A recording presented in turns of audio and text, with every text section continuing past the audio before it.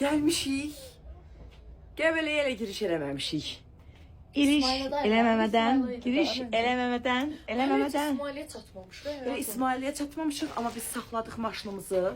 Dedik ki, bir dənə burada tez bazar sifariş elədiyim ləziz fırından taze pişmələrimizdən bir dadaraq yolumuza davam edək. Çünki acından ölürük.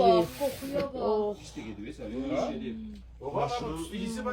Maşının bagajı doludur. Buranın yeməklərinin hər biri çox ləzzətlidir.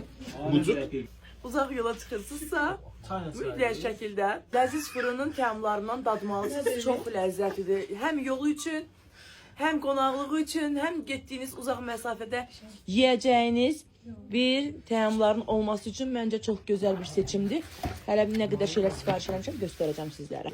İstəyirəm ki, bir dənə soba pirajkilərinin içərisinə baxasınız. Bollu ətdən hazırlanıb. İçərisində özdə mənim ən sevdiyim nə deyirlər buna? Zirinç. Çox ləzzətlidir. Həm turşməzədir, həm də çox dadlıdır. Elə bilməyin ki, bir damcı emir deyirik, qaşığın ucunda qoyulub, xeyr, belə bollu qoyulur və qiymətləri də çox münasibdir. Çox ləzzətlidir. Nuş olsun bizə. Baxa bilərsən, bax.